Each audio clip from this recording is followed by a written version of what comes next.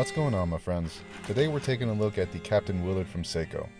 This model is the SBDC109, which I'm pretty sure is just the JDM version of the SPB151. To my knowledge, I cannot identify any differences between the two, and frankly I don't care. They're all the same to me.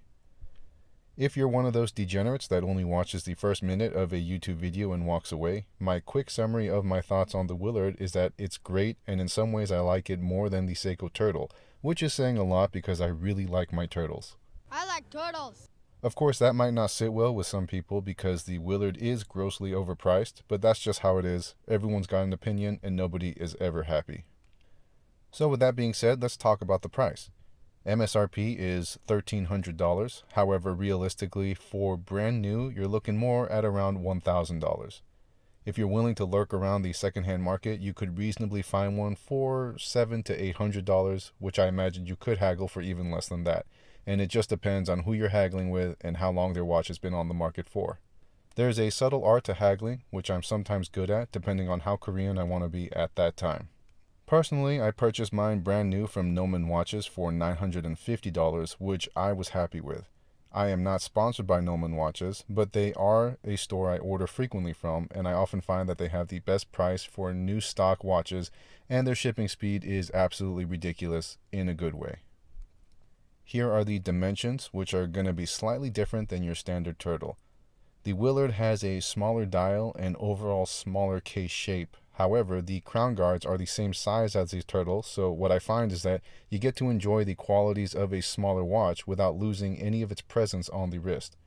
It is the best of both worlds and continues to be beautifully comfortable on the wrist as you would expect from any cushion-cased watch from Seiko. Here is the Willard and King Turtle right next to each other, so you can get a visual idea of the size difference. The difference is noticeable, but not in a bad way. If you like one, then you will like the other. For the general specs, the Willard comes with a 120-click unidirectional bezel, a sapphire crystal, a steel case, a screw-down crown, and a screw-down caseback. All of this provides us with an ISO-certified depth of 200 meters, so for all intents and purposes, this is a qualified dive watch. The engine powering the Willard is the 6R35 movement, which is either going to make you happy or cause your eyes to roll. I'm somewhere in the middle with the 6R35. I like it, however I find that Seiko uses it as an excuse to tack on an extra $300 to any watch that uses it. Regardless of how you feel about it, it's been a reliable movement for me, and the 70-hour power reserve is A-OK in my book. Here is the Lumeshot, which is unsurprisingly great. It's incredibly bright, sharp, and long-lasting.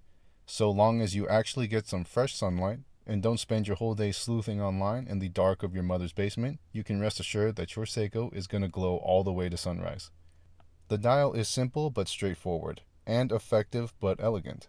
I absolutely love the second hand, which reminds me of port and starboard running lights on a ship, and aside from the aesthetic appeal, it also works and makes it very easy to lock onto quickly. I did not think I would be a fan of these square indices, as I'm used to the traditional circular indices from the standard turtle, but in person they did not bother me at all, and in fact fit right in with the overall style of the watch. The chrome borders around the indices and hands is also a little touch that ties everything together. The bezel is great. The edge is crowned and very accessible to operate. The action is buttery smooth and there's no noticeable backplay. As a $1,000 Seiko, I wouldn't exactly say that you're getting anything significantly better than a Seiko sports bezel, but it functions great nonetheless.